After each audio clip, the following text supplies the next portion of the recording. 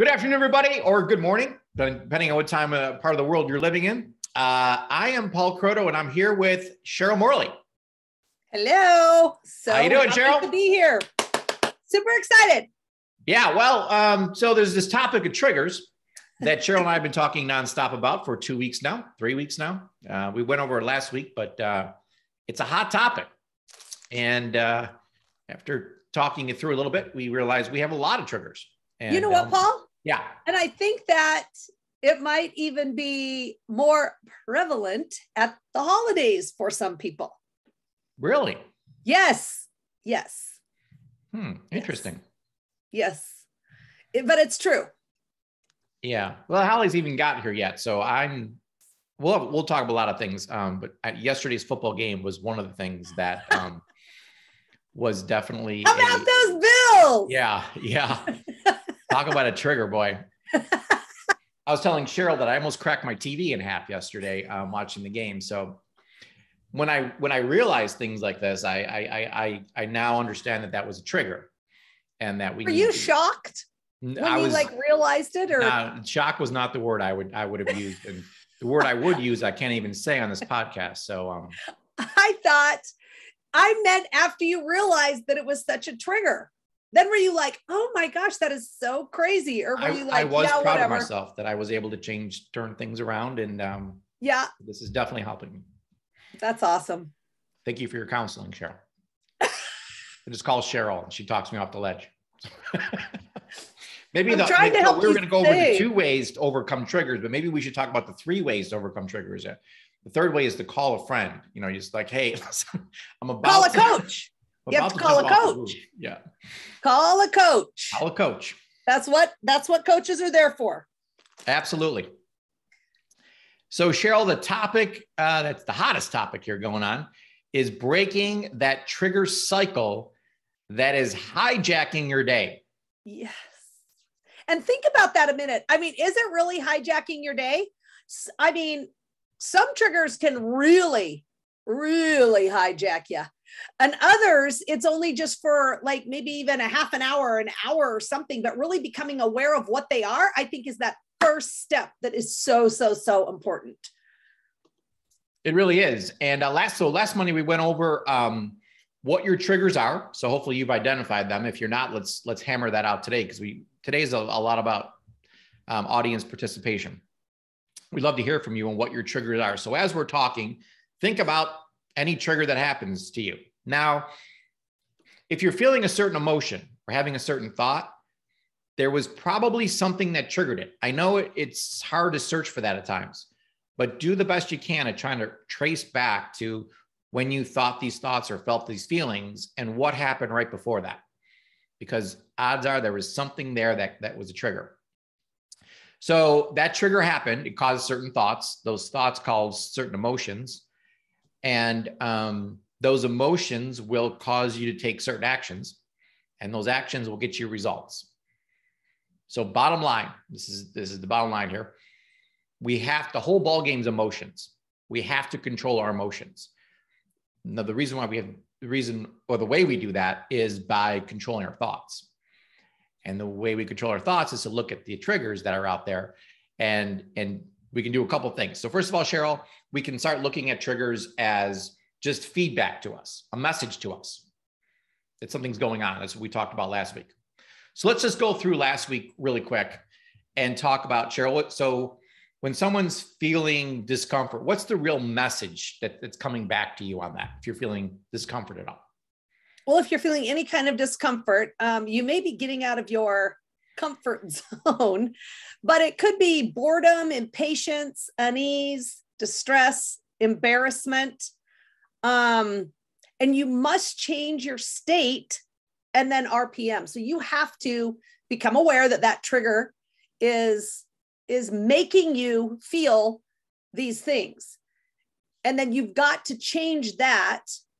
And then RPMing, right? Just, and I think worm fits in there too, Paul. I love worm. It's witnessing and then interrupting, right?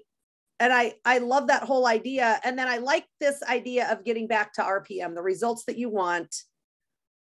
I think is so important right at this point in, in trying to become aware of the trigger, not only become aware of it, but become even more aware of the emotion that it's causing. Yeah. So the worm is you witnessing. I was witnessing the anger and frustration coming over to me yesterday. And I was able to put the stop sign up and be like, listen, this isn't the state I want to be in. Wait, you were able to do that yesterday, or you did that today? Yesterday. Oh, yesterday you did. Yeah. I mean, this was hours after the game, so it did take. This is as I was falling asleep last night. This was like 8 p.m. after the 1 o'clock game. So yeah, it was a little bit. Exactly. Yeah. That's so I was good. able to hold that stop sign up and interrupt it, saying, hey, this isn't the state I want to be in, because this is leading to bad emotions, bad actions, and bad results. Bad. Everything's bad. Yeah. It was not good yesterday. Yeah. Nothing was good. So what we want to do is change the state. So get back to the state and then go back to RPM, which is, what is the result I really want here? What's the result I really want in life, or the results I really want in life? And then get back on track. We just take these left turns and right turns all the time off the yellow brick road. And we get off into Never Never Land in 2 seconds. Well, and I think deciding before the emotions that we want to feel, so that we know what the result is that we want. So just always know, I want to feel joy, love, and peace, or I want to feel excited, or whatever it is. And if you're not feeling that emotion, that's going to be the result that you always come back to. That's the result that you want. Yes, absolutely. So I love the next one, favorite. Actually, I think it's my favorite, because I always wanted to understand fear. And it's a huge topic that we do here on Monday Mindset, is fear. And what that's really telling you, the message back to you, is that you're just not prepared enough. Mm-hmm. I was like, well, that's not it at all. But it is. It absolutely that whenever you can think of a time when you were afraid of something, you were just like, I'm not prepared for this.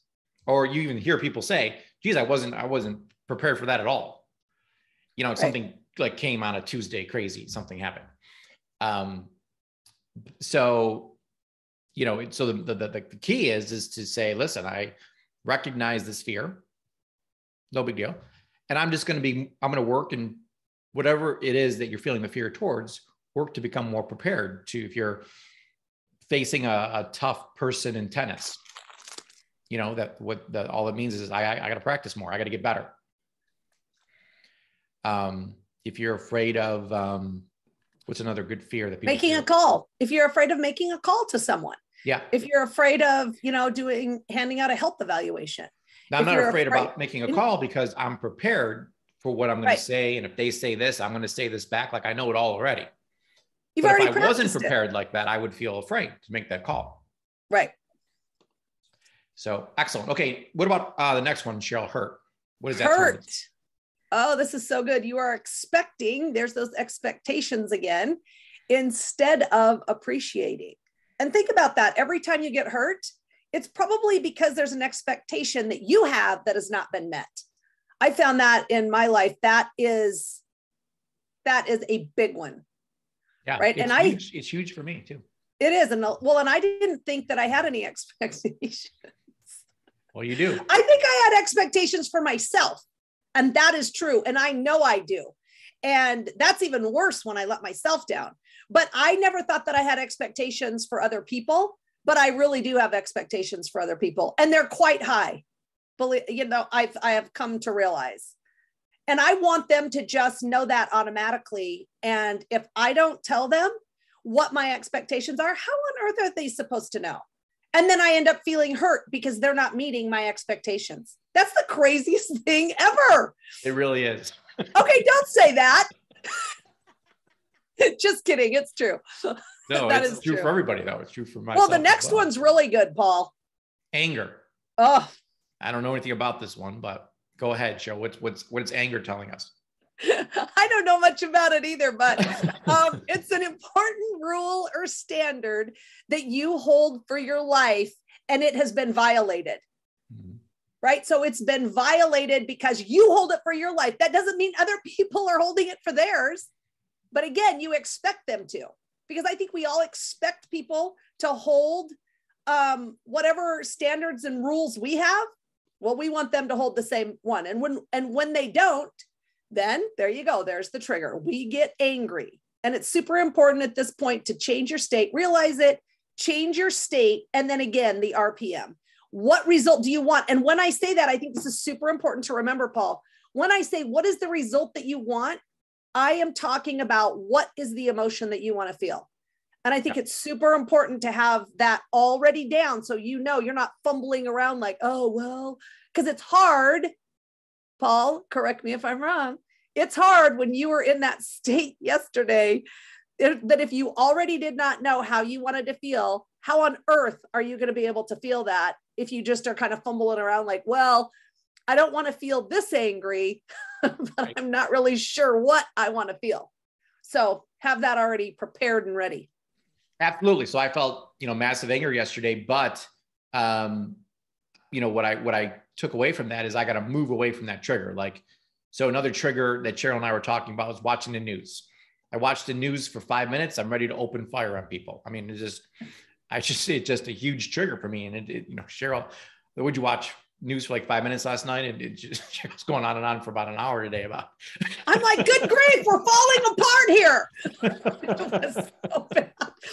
And I never watch the news. I never do, but it's on all the time. I just choose not to watch it. And I choose not to be in the same room.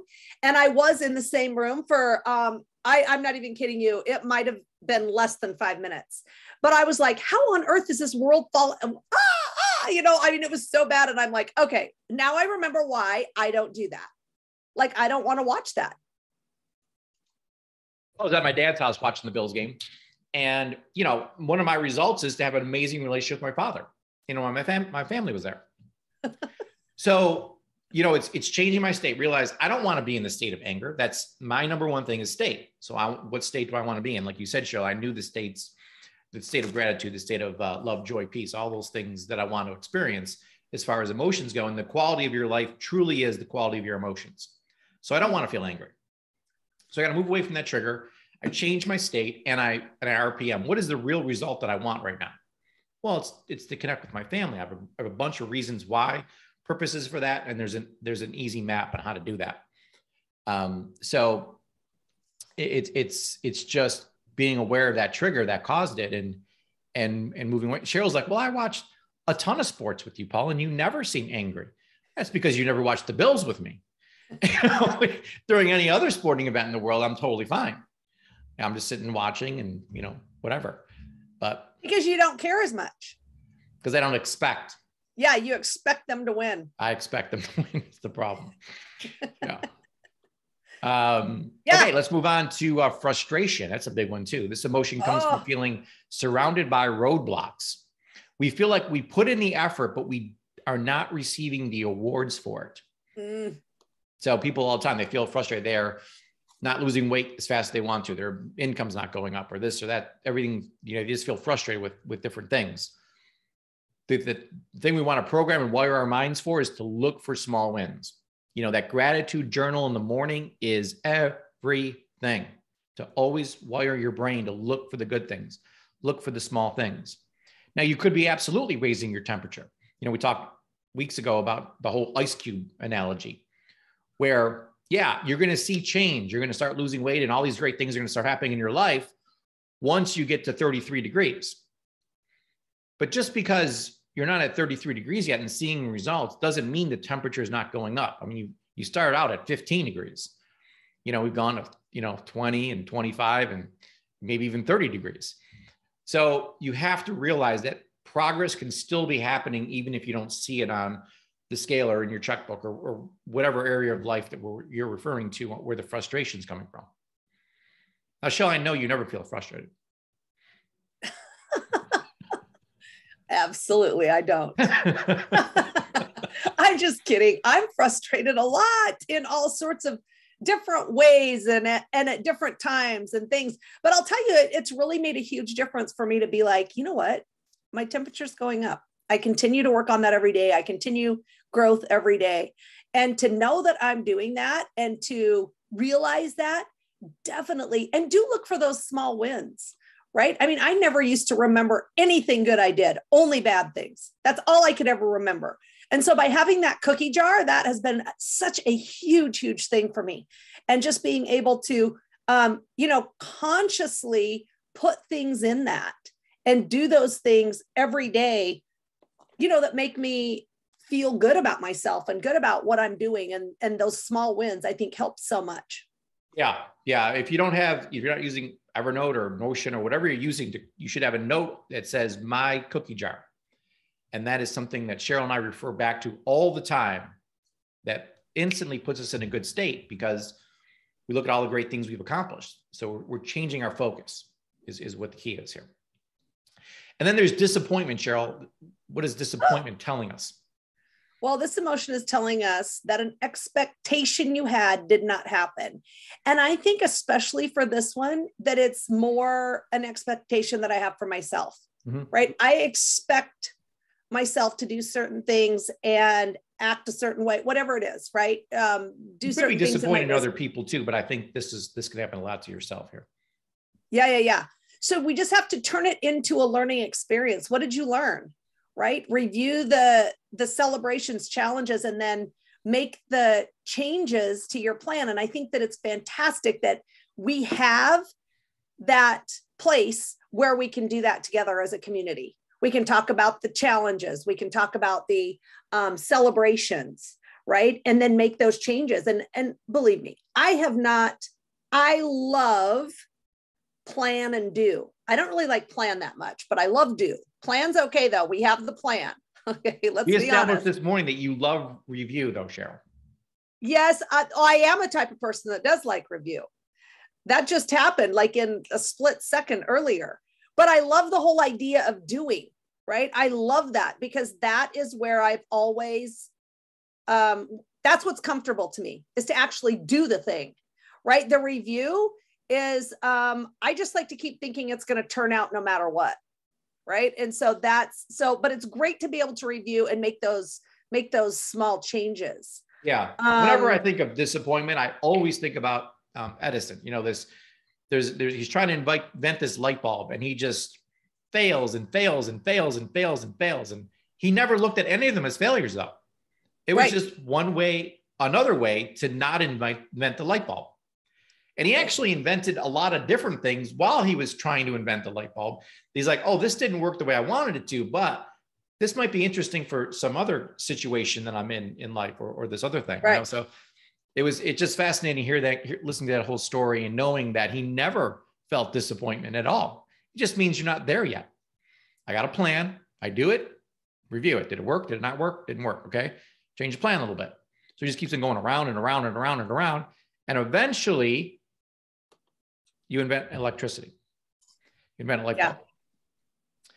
And it goes for anything in life. I mean, you can break this down into walking. I mean, the reason why most humans walk is because they kept on trying. It wasn't, oh, I'm disappointed that I can't do this, or, it just means you're not there yet. That's all.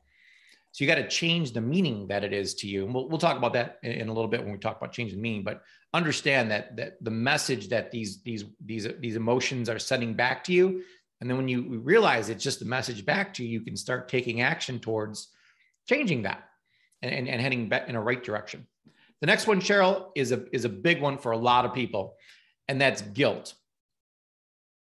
Yeah. And that's just, it's that you violated one of your highest standards, and everybody agrees that you really do need to do something immediately to correct it. Right. And you have to make sure that, that the emotion that you are feeling is, you really have to become aware of it right away and then realize what is the standard or the value or whatever that you have gone against, right? So I think a lot of this guilt right now, we're talking about, what I'm talking about is when you've done something, right? And there's the other guilt where, where there's something out of your control and something that someone, did to you, right? It's somebody else's fault. Like there's some people that feel guilty for working out because I took time away from something else. Like, right. So you got to watch to make sure you're not feeling this emotion for the wrong reasons. There's certain things you should not feel guilty for in life because you should be doing those things. So I was talking to a good friend of mine, and she's a hypnotherapist. And she was telling me that most women that she sees and talks to, and she talks to a ton. She used to do a lot of stuff with Tony Robbins and was on the stage with Tony Robbins years and years and years ago when he just started. And she was telling me that most of the time, women feel guilty for taking time for themselves. And so they make things up in their lives, like some kind of contention with their significant other, their husband, their wife, whoever it is, so that they can use that as an excuse to go out and do something they want to do instead of just go do it. Like it was so crazy when she told me that. I said, oh my gosh, that's the craziest thing I've ever heard. And I thought, oh, but I've done that. I used to do that, to play tennis, because I thought that my family needed me there at all times. And there's no way that I should go play tennis at all. Like I should play it for 1 hour, no more. I had all these rules around it. And so I would make things up. I'd get in a little fight or something. I'd cause some contention so that I could go play and be like, oh, well, I'm just going to go play tennis. I have to. I mean, I don't want to be around this contention or whatever it was. Right. But I find that so fascinating that once you realize that, you can just say, no, I'm just going to say what I want to do. And I'm going to take that time for myself. And I'm not going to feel guilty. And that to me, Paul, and I know we talk a lot about my number one standard, which is freedom, but it was just so freeing to be able to do that and not have to come up with these different ways that I would feel okay going to get my hair done or going to do anything. And right. I used to always come up. First of all, I would never say what I was doing. Right. I would just sneak off and do it and be like, yeah. It's just crazy. Yeah. But there are some times where you actually do something bad you shouldn't be doing. That's legit. So we have to get out of these bad feelings, these bad emotions, because again, the quality of your life is the quality of your emotions. So when we all do bad things, so let's just put that on the table there, that no one's perfect. So we all do bad things. So knowing that doesn't make it okay, just means that you're not alone. And it also means that what can I learn from this? So when I turn something into a learning experience, it means I'm growing. And when I'm growing, I'm the happiest. So I'm changing my emotions because of the way I'm looking at this now. And hey, how can I turn this into a learning experience? It's my favorite thing to ask myself. I asked myself that yesterday. How can I turn this into a learning experience so that it doesn't happen again, and I actually grow from this? And then I get this feeling of it's the best feeling ever when I'm growing. So always try to turn that around. The next one is inadequacy. Yes. And this goes right along with not feeling good enough, right? That's whenever I hear inadequacy, that's what it reminds me of, like not feeling worthy or not feeling good enough. So this emotion is telling you that you don't presently have the level of skill necessary for the task that you are trying to accomplish. And you may need more information, more understanding, maybe a different strategy. You definitely need a little more self-confidence, and then also resources.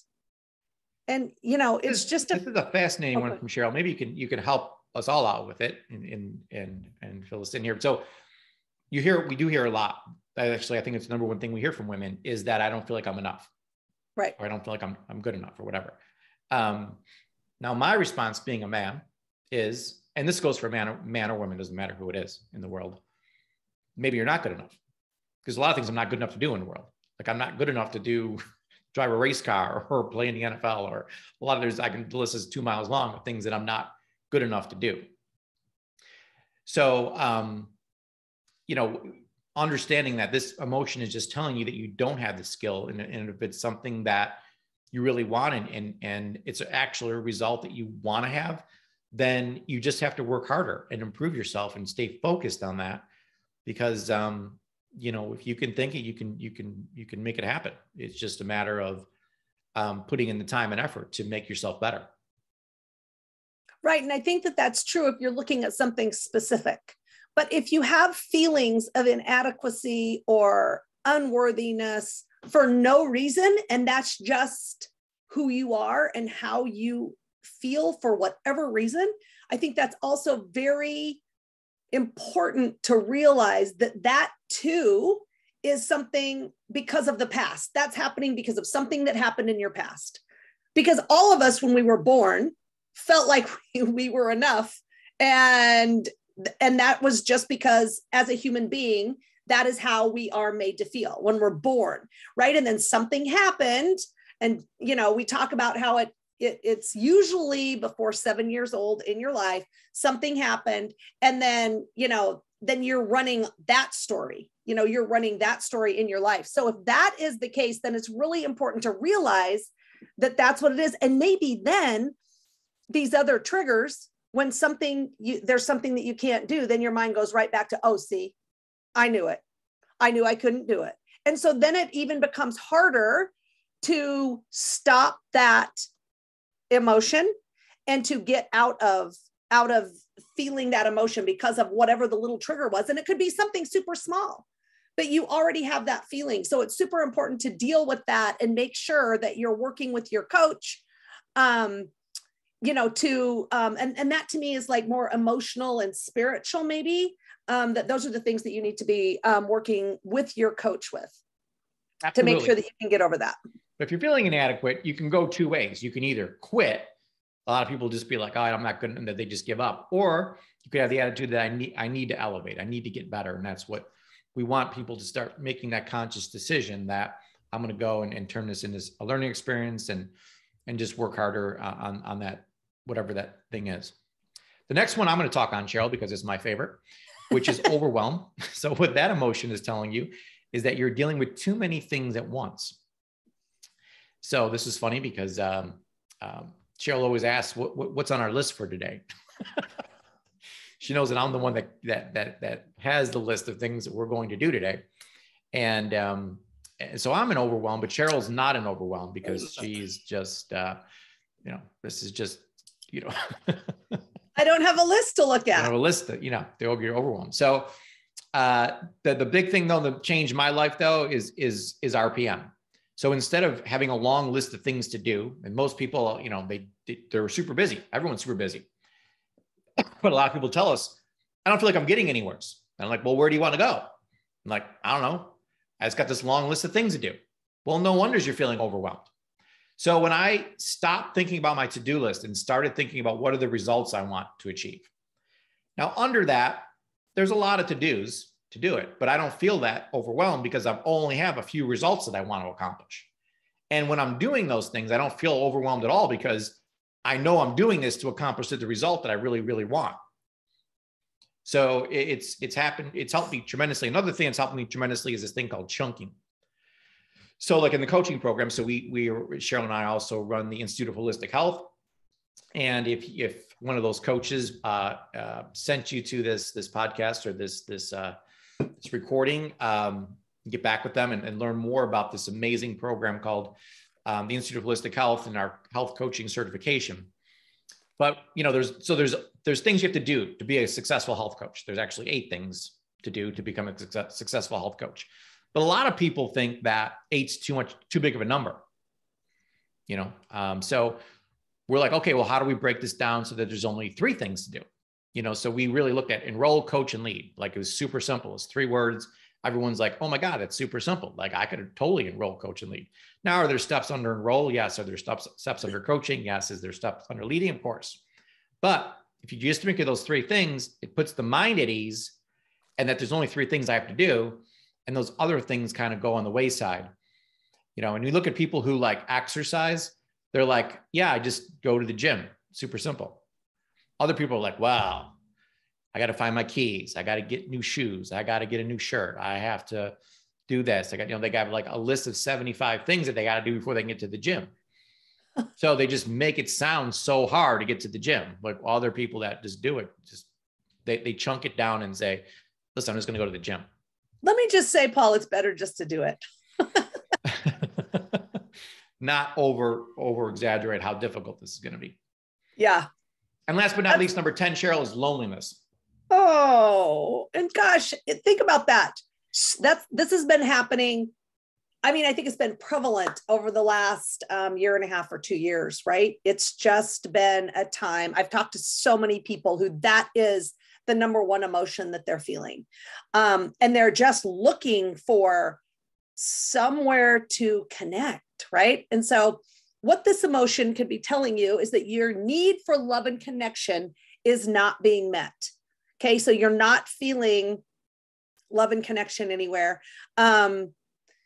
It's very true that you get what you give, but I really believe that you need to find or have a community where you can connect, right? Where you can give that love to others, and you will feel like you get that in return. And I believe, Paul, that that's the kind of community that we have here. I mean, that is something that I think is one of the best things about the community that we have here, is the love and connection that we feel for everyone. Yeah. Right. And we're all doing this. We're all in it together. So I love that. Absolutely. I just feel like a lot of people, though, they have this feeling of loneliness, and then they go into shutdown mode. Oh, yeah. So the correct way to look at all this, the reframe of this, is to understand that, well, whatever I want to get, I got to give. So to go out and look for people, and you've done that, and you found them, wonderful people here at the Elevate Tribe. But it's giving that love that's going to make you feel more loved, and it's whatever I absolutely believe what you give is what you get. So I always looking to give love out, give connection out, and I just happen to get a ton of it in return from doing that. So awesome. Okay, so let's talk about this cycle, this trigger cycle. So there's a trigger, something happens, we give it some sort of meaning, which is a thought, and then that thought's going to make us feel a certain way. And again, the whole ball game is emotions. We have to feel good all the time. That is the end all be all. We all want to be happy at the end of the day, what it all comes down to. So those emotions are going to lead to actions. If you're feeling bad emotions, are you going to have good actions or bad actions? Bad. And if you're feeling bad emotions and having bad actions, you're going to have bad results. Super simple. If you're having great emotions, you're going to take great action, and you're going to have great results. So it all comes down to emotions. But where do emotions come from? They come from thoughts. Where do thoughts come from? They come from triggers. So we got to figure out what these triggers are that are causing the problem. Now, so a different way of handling a trigger, one way is to look at it as a message back, which it absolutely is. But the question I love the most is, what else could this mean? So if you have a trigger, and it's super difficult to do this is way easier said than done, because you're in the middle of like anger or whatever. It's super strong emotion, and it's hard to do this. But if you could just take one split second and ask, well, what else could this mean? Your mind will start looking for other ideas and putting other choices on the table for what this could mean. So this is where we want to, so let's just give a couple examples, Cheryl, before we bring other people on to share. So like the scale went up or didn't go down. So you're trying to lose weight, it's a hypothetical situation. You're trying to lose weight, either the scale went up or didn't go down. So what else could this mean? Because like right now, you're outraged. I mean, you're just like, I mean, Cheryl, I know this is a touchy topic for Cheryl. So one thing would be to stay away from the trigger, which is the scale. But what else could this mean? So yes, it means you are a failure. So what you're feeling is that, and correct me if I'm wrong, Cheryl, that you're a failure and you're letting yourself down when you're not losing weight. That's the biggest thing. You're letting yourself down because there's only you. There's nobody else there. No one shoved something in your mouth. Nobody made you do that. And I won't even go into it, but I just think that, and I think it's fine if you cheated. I don't think it's fine, but I'm saying if the scale goes up because you cheated, then that's one thing. If the scale goes up and you have been perfect, then I don't understand that. And I cannot wrap my mind. Doesn't happen often, it. Cheryl, but it does happen once in a while. But listen, it happens for the most part, if it doesn't go down, or if it goes up, it means you did something wrong. That's true. And I don't like that. This whole looking in the mirror thing is difficult. I understand, but it is important. Yeah. So we need to reevaluate what we're associating pain and pleasure to.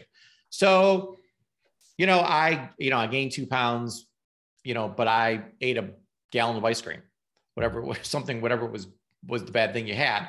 So what right. You got to do is this is an opportunity for you to go back and look at what am I associating pain and pleasure to? Because all the actions you do in life are because of either you're trying to get away from some pain or you're trying to gain some pleasure. It's the only two reasons in the world you do something. So what you're telling me is that you're associating more pleasure than pain to ice cream. So you just got to change your association to it, that this is pain. This is what's making me overweight. This is what's making me miserable. This is what's making me unhappy. So that has to equal pain to you. And from doing all my research, and I wrote my master's degree paper on this, is that people were the most successful people who lost the weight and kept it off, all understood what their trigger was, their trigger food, and they started associating massive pain to it. And you can do that with anything in life. So, but the purpose has to be strong enough. It's another thing too. If you're not getting the results you want, whether it's the scale or whatever it is in life, ask yourself, because I believe if the purpose is powerful enough, the price doesn't matter. You'll do whatever it takes. So a lot of times, if it's not going down, it's because the purpose isn't strong enough, or there's something wrong with the strategy. Maybe you're like, well, I thought I'd follow this high carb diet because I saw this on TV and this was the way to go. So your strategy was horrible for losing weight. So it could absolutely be the strategy problem, or you need to do more exercise, or something needs to change in the strategy. So that also can be a solution to the problem as well. Other triggers, Cheryl, I know news is a great one for you. Yep. So news is one. Bills football for me. Yep. We talked about that and we don't need to talk about it anymore. Unmet expectations from your spouse or kids could be a trigger. So let's just go around and if anybody else, we love to hear from you. We love to hear of a trigger that you're having and how you fix that. What, different meaning you gave it, or that you're looking at it as a message now. Or if you have a trigger and you still can't figure that out, Cheryl and I will help you figure it out. So we'd love for you to raise your hand and kind of come play with us. On anybody out there got a trigger? No, this is only we talk do, about, Paul. but I know every single person listening right now has triggers, like dozens of them in their life. So Stephanie's willing to tell us her triggers. Hi, Steph. Hey, I like to shoot. I have triggers. But I put in the message in the chat, interruptions. Ugh. Interruptions drive me crazy. I do not deal very well with interruptions. Okay, so what does an interruption mean to you? Like when somebody PMs you and your phone dings, or somebody's texting you and your phone dings, or your phone rings, or somebody comes to the room and you got a mindset, you're on a train of thought and poof, there it goes. There it goes.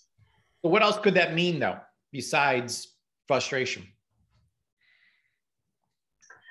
It could mean that I am not preparing well for my day. I have a good one. Sure. I have a good one. It could mean that there's tons of people that need your help and they really need you because you're their coach and they want you to help them and they want to get healthy and they want to join your team. Yeah, I like that. Yeah, baby.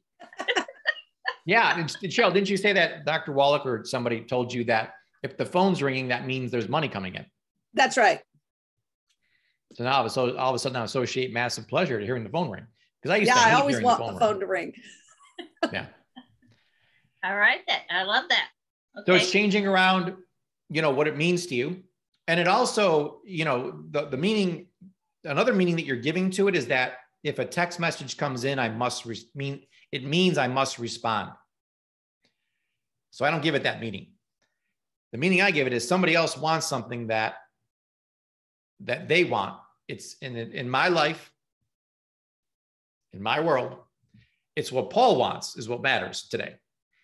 So I do what my to-do list has, and I don't work on other people's to-do list, what they need.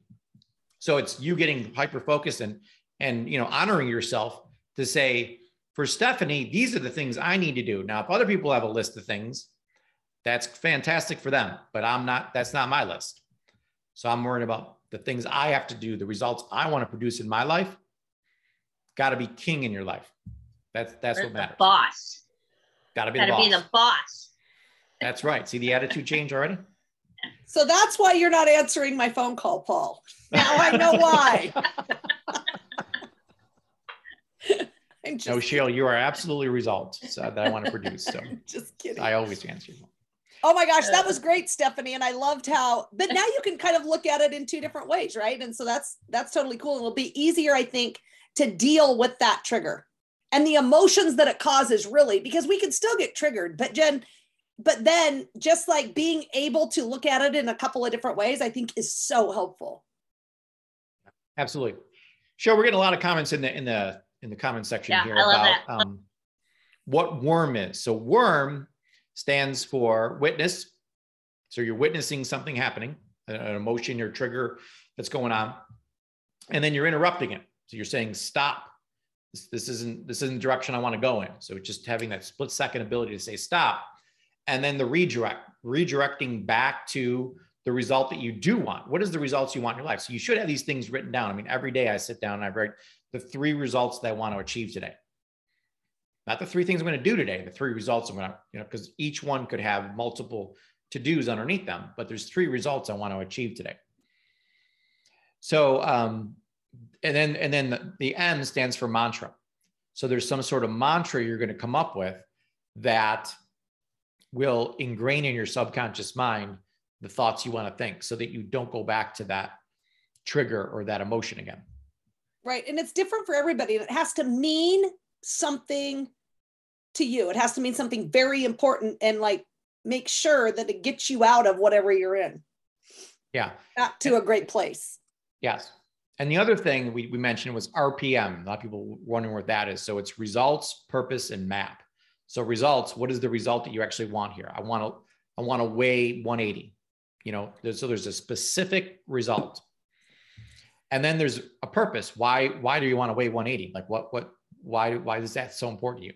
So there better be some strong reasons why, the purpose for achieving that result. And then last but not least, the map. How are you going to get from where you are right now to where you want to get to?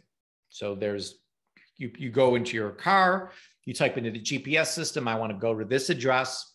It's going to draw you a map. This is how you're going to go. You're going to go right, then left, then right, then left, and right, and you're going to be there. So the same thing happens in your life. You just got to come up with the map. Now, is the map always right? You sometimes run into dead ends or construction or this or that accidents. Absolutely. Does that mean that your result changes? No. Nope. It just means the route you're going to take can change. So your strategy can change. What can never change is the result that you want. So hopefully that cleared it up for everybody. Let's get back to triggers though, because I'm super interested in hearing from other people. And I know, again, this is something difficult to bring up, but I know every single person who's listening to this right now has 20 triggers in their life. Or used to have. And because of our unbelievable mindset training on Mondays, have now gotten over. Becca.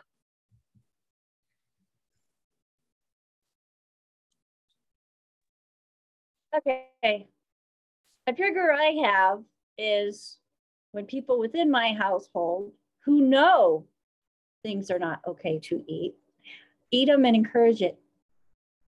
That's eat it and encourage it?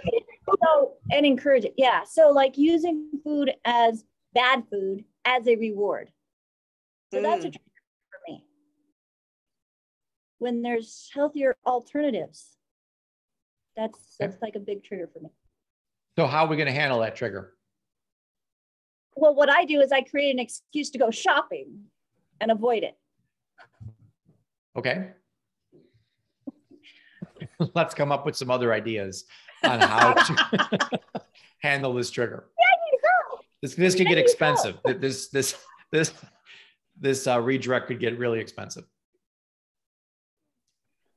Heather says kick them out. So that's another idea. That could get expensive too. It doesn't work with starters, so I can have more money to do my redirect. But seriously, you know, I do a lot of worming. I do. So you're witnessing that this is happening, that you're having these negative emotions come up when someone else does something. Now, if you were to look at those 10 things that we talk about, the emotions, the negative emotions that are sending us signals. So there's discomfort, fear, hurt, anger. It would be like anger, frustration would be the my biggest thing is, you know, I had so much pain, so much breakdown in my body from eating not these bad foods, but foods that weren't good for me. And now I'm watching a progression in my son in going in a bad direction. Okay. So would you consider your emotion, and these are all categories, we got 10 categories here, more anger at that time or more frustration? Frustrated anger. Okay, that's fine. So the goal is to try to make some sort of progress in the situation where maybe you can't change this overnight, but can we at least meet here, like halfway or someplace, you know, where we're not doing that as much? Or well, Debbie had a good idea. Debbie said, crush the food and throw it out. And I read it, throw it at them the first time I read through that. I'm like, okay, the dogs have cleaned it up, you know. Well, so I totally understand your frustration and because I think it's frustration at maybe your son and anger at whoever is giving him that you know, that as a reward, right? And so, and I know sometimes it's, from my own experience, it's easier to talk with the child and about eating well and, you know, and try to go at it from that way instead of trying to get someone who doesn't quite understand the same things that we do to stop giving that as a, you know, as a reward. That sounds like you're speaking from experience there, Cheryl. I just said from experience. Okay, well, that's outstanding advice. I love that. But as they got older, just by the way, as my kids got a little bit older, now they make all their own decisions pretty much about the food and stuff. And let me tell you, they do not eat anything bad. Yep. They do not. Teaching your kids how to make good decisions is the whole key. So, yeah. Absolutely. But the whole key, Becca, and I'm sure I know you're a master at this because I know you, is to just understand that I cannot have a negative emotion inside of me because it's only hurting myself. So I got to flip it over into a positive emotion. That's in that place you can make changes. But, you know, and this is not you because I know you, but other people would go off the deep end and start doing bad things to themselves or other people or things. And it just a downward spiral it leads into. So it's the message to people is to just understand that you want to feel that emotion more and that you got to somehow worm your way out of that and get to a positive place and learning experience. And what can I do to make some progress in this area? So thank you. Thank you for sharing. Thanks, Becca. Now we have Reggie. Hi, Reggie.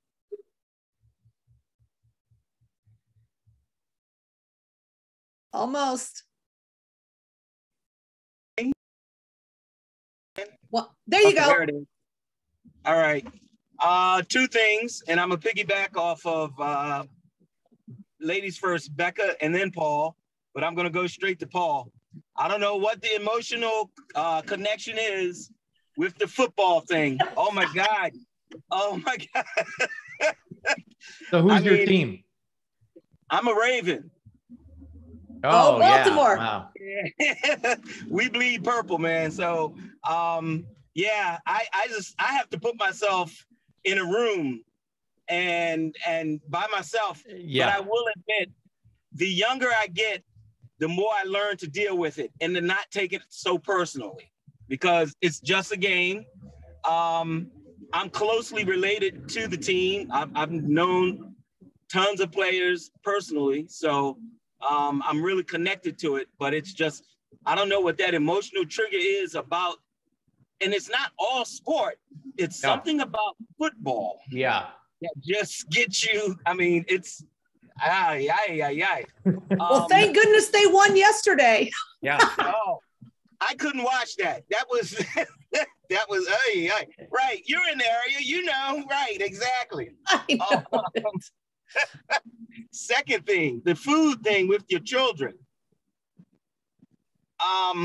You know, the one experience that I have to admit, being a part of longevity and having my eyes open is, and it's not only my children, but just the public in general, how you witness this sickness. You know, you see, you know, like for instance, you have a beautiful bright light that surrounds you. Cheryl, Paul, you have it, we all have it through the nutrition. Everybody that is on nutrition, not only just nutrition, but mainly I've noticed we just have this very effervescent, beautiful light, okay? And you notice it when you don't see that light around people. And it hurts because you know that you can help folk. To get from that point to actually helping them is where the frustration comes in, because they don't understand the programming that has taken place in order for us to be at that particular spot. And so it's hard. It's even harder when it comes to people that you love, people that are closer to you, people that see what's going on in your life, and you would hope that they would allow you to help them, and they won't, particularly your children, your spouse. But so the whole point of today's message and last week's message is that we care about you in this situation. We understand the other people need to change and see things, because you're 1,000% right in everything you said. What our message to you is, we don't want you to feel frustrated. As a matter of fact, Cheryl and I believe 1,000% that sickness comes from negative thoughts and emotions. Like, how do all these people getting cancer? You know, it's just constantly thinking negative thoughts. Negative thoughts lead to negative things. So we want you to stay positive no matter what, and reframe these things so that you're not in a place of massive frustration.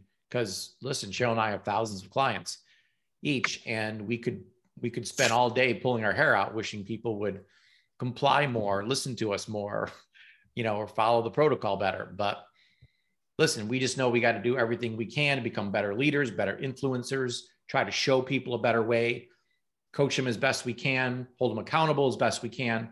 But at the end of the day, they got to want to. So people have to come to me and Cheryl and all of you with a want to do this. Once you tell me this is absolutely what I want, I'll help you get it. But that want has to be there on their side. So you know, the old saying, you can lead a horse to water, but you can't make them drink. It's and in the day, it's free will, and everyone has the free will, and they can do or not do whatever they want to do.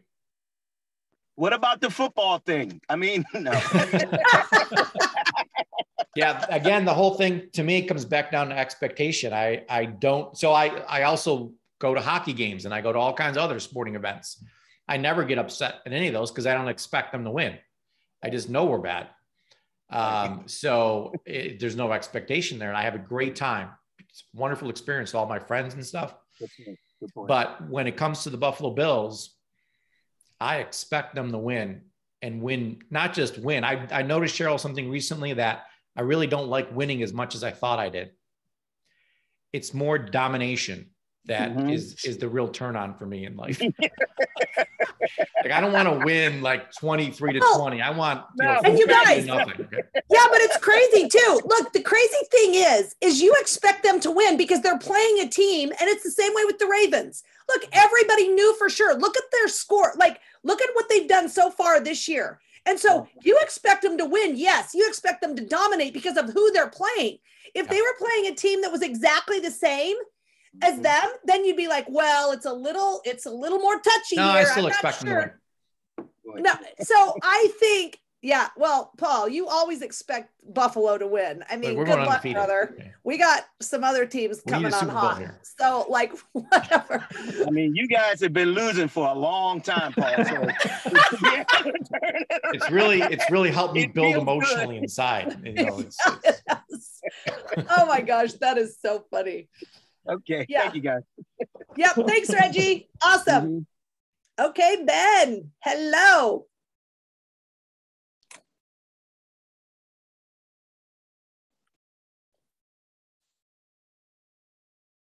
Almost. We've been going. It keeps going. It's so weird. I know. I don't. There we go. I don't know why Sorry it about keeps that. going back and forth. I think it's because Becca keeps unmute me, and then right as she unmutes me, I remute it. So, and then it won't let me unmute. So sorry. That's all right. Hi. How you doing? I'm doing well. How are you? Good. Good. Okay. So I've got a trigger that I thought I'd share, Okay. and it's when people come to me and ask for advice, which it happens often, and then they like completely ignore it. yeah. They come, and I've coined a term for those people. I call them assholes. Let me go ahead and write that in the chat for everybody that didn't quite get the spelling on that. It's ASK. That's right. Yes, That's it right. is. Thank you. Oh Assholes. my Thank gosh, you. that is the best thing I have ever heard in my That life. is the best thing ever. Oh my gosh, that is so good. And Well- it's whether it's and I'm not going to name any names or anything. My mother, no one on my this call, for children, sure, yeah. things like that. And I've seen that come from the health side now too. I'm seeing it. It's like, hey, what can I do to lose weight? Well, hey, I've got something for you. Let's talk about it. And then they're like, no, that's not for me, and it's like, well, you asked why. Yeah. So Now, how I much think does it that's affect a you, big Ben? one. Like, does it really change your state and your emotions when that happens?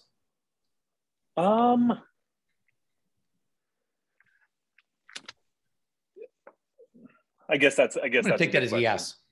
Well, here's the thing. There's not a lot of stuff that triggers me. And so I think usually that only triggers me when it's repetitive. Right. When it's, I guess it's the fool me once, shame on you, fool me twice, shame on me. Right. And so it's when it gets to the shame on me point that it becomes a trigger. Yeah. Yeah. Well, and I think I've had that happen to me like forever. And the only, my gosh, but the way that I decided to deal with it is that they're just not ready yet. That's how I always say it. I always say, oh, they're just not ready. And then I always like to add sometimes, that is so unfortunate for them. But I like to add little things just to make myself feel better. But that's really the way I do it. And I just don't even let it trigger me. I don't even care. I mean, it has nothing to do with me. It has to do with, I believe, their fear and their inability to do what they really want to do and what they know is right. That's the way I look at it. Yeah. You keep it on them because it is on them. It's when we internalize what other people are doing it's ridiculous because it's their life. Yeah. Yeah, so. But I guess here's where the trigger is. The trigger is then it's the people who then complain to me about being fat. Oh, hey, Yeah. That's when it becomes the trigger. It's like, well, I already told you what you could do. Yeah. So I guess maybe that's the trigger, not necessarily being an asshole. Right. Or both. Yeah. Yeah. I just thought of another huge trigger for me that I'm not going to bring up, but yeah, I understand really, that. People who complain after they have literally, they know that have the answer. Okay, don't complain. Thank you. No complaining. Yep. Cheryl's trigger figured out. All right, let's go to Debbie. Thank you, Ben, for sharing that. let's go to Debbie, and I got a couple from the chat that I want to address because they're good ones, good triggers that people are typing in here. Oh, here I go again. Hi. Hello. I'm not muted, right? Okay, great.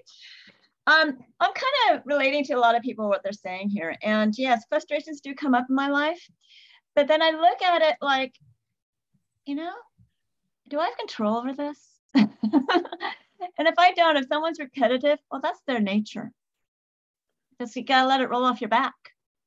And, you know, when it comes to having foods that you don't want in the house, sometimes I hide them. Right. But you know, you ask the person that brought in the food and say, hey, you know, I'm really trying to put together, you know, a healthy way of eating here. Please, you know, honor that. And just, you know, tell them that. And but because they're the one they're doing it. But once you said that and they keep on being what they're being, like what Ben's saying and things like that, you can't control others. You can only say things in a nice way for a while, and eventually it will sink in. It does with my husband. So that's all I can say is that you can't control others. You got to keep on planting those seeds and move on. Yeah, excellent advice. You know, it doesn't seem like you internalize it, and that's the key. Mm-hmm. And sending you to a bad place. So excellent, yeah. Excellent. So Cheryl, there's some things in the chat that people typed in that sent them over the edge that were triggers for them. Yeah, I saw a couple good of one good ones. is waiting. I feel like we're like running the Family Feud here. Like, give me the top 5 answers on. We polled 100 people. So great trigger for people is waiting in line. Oh yeah. Is that a trigger for you? Waiting in line? I never do it. That's why I brought it up. Kidding. I'm totally kidding. Yes, it is. It is. Yeah. So we're making a left turn. Cheryl's driving, of course. And she decides this is not going to happen because we're never going to make this light. Hey. So she pulls out into the right lane, drives around all 18 cars, and then proceeds to make the left turn because standing in line is not an option for Cheryl. That is so bad.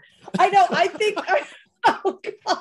I don't want you bringing things up like this, Paul. Well, that is a trigger for me. Let me tell you what else is a trigger for me. People who leave on time so they don't have to speed and they are in front of me going the speed limit. Well, damn people. Well, I just figured out that that's why they don't have to speed. It's because they've they're way left on time. Yeah. They've left on time. So no, like, I know. I go, what time was your hair appointment at? 10 minutes ago.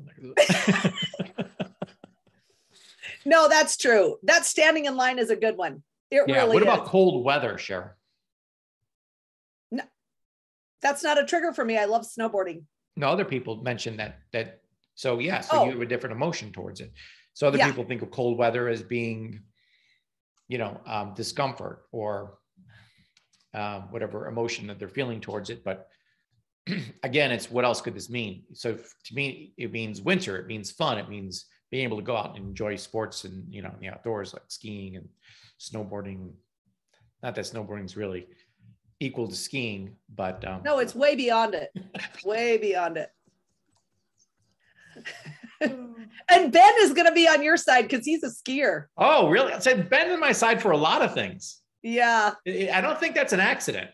Yeah. I think definitely an I think accident. there's something about me and Ben and our IQ or our ability to or your inability to board, or common sense, the level of common sense that Ben and I have. Inability to board. Yeah. Okay, another one that I really liked is that waking up your kids in the morning. That is a good one. That's a trigger for you or for parents? For Amy's the one that put that up there. Yeah. Fachi usually wakes me up in the middle of the night to go outside. That's always a trigger for me. Oh my. Yeah. Yeah, my kids are to the age now that they're pretty good at getting up, or maybe they're to the age that they're still good at getting up, and now we're going to go into an age where they're not. But they're pretty good. They're still pretty Angelica gets herself up, so I'm so blessed there. And then Justice, it just takes one quick time. Right. Now we gotta get you up now. Yeah, well, that's a whole nother story. That's a trigger for Paul that I don't get up at 4:45. I'd send you a message like, good morning. Yes, I'm on it. Sending you a trigger. Yes. Were there some other ones in there? Let's see. There was I have one that I think is really interesting, but I think it might be a little too controversial, so I'm not going to bring it up. But we don't want any controversy on these calls here. Not to this point, I don't think. Yeah. No, I think that we covered them all, and we've hit the time limit here. So I think these calls were amazing, Cheryl, the past couple of weeks. Yes. We talked about triggers. So what we're going to do is we're going to, next week, we're still going to have an Elevate Your Mindset Monday. Oh, yes, we are. Wait, so yeah, we will. Yep. We'll be here all that whole week, won't we? Tomorrow we're doing a review, but Thursday, obviously, we'll be busy eating. So we will not be talking about elevating your leadership. Well, we will be talking about elevating your gratitude. Well, we're going to be watching the Bills at 8:20 p.m. So there better be some gratitude going on Thursday there. Well, listen, because we're going to have this whole cycle your triggers repeat are itself here on triggered. Thanksgiving Day here. So I'm going to do a lot of gratitude journaling in the morning to prepare myself for the evening game. That's exactly right. Figure out the result you want, Paul. And I don't mean the Bills winning. Awesome. Okay. Thank you, Cheryl. And thank you for everyone for chiming in and contributing to this amazing call, because we are definitely here to help you elevate your mindset. All right. Have a great week. Have a great day, everybody. We'll see you next Monday. All righty. Bye. Bye, everyone.